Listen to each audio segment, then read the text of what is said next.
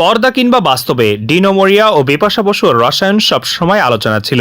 সম্প্রতি পিঙ্ক ভিলাকে দেওয়া এক সাক্ষাৎকারে ডিনো মোরিয়া স্মরণ করেন কিভাবে রাজ সিনেমা শুটিং চলাকালীন তাদের বিচ্ছেদ হয়েছিল।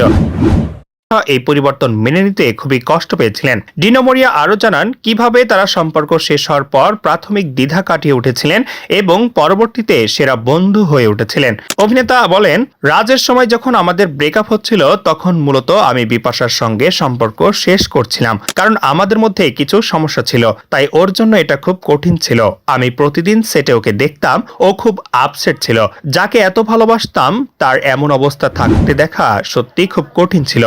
ডিনো মোরিয়া ও বিপাশা বসু তাদের সম্পর্ক ঠিক করার চেষ্টা করেছিলেন, কিন্তু শেষ পর্যন্ত তা সম্ভব হয়নি। আমরা ইতিমধ্যে আলাদা পথ বেছে নিয়েছিলাম। আমরা চেষ্টা করেছিলাম সব ঠিক করার, কিন্তু কিছুতেই ঠিক হচ্ছিল না। শেষমেশ আমি এগিয়ে গেলাম, যোগ করেন ডিনো মোরিয়া। তিনি আরো বলেন, এটা সত্যি কঠিন সময় ছিল, কারণ যার সঙ্গে আপনি কয়েক বছর কাটিয়েছেন এখন তার থেকে বিচ্ছিন্ন হচ্ছেন, আর সেই সময় আমাদের একসঙ্গে কাজও করতে হচ্ছিল।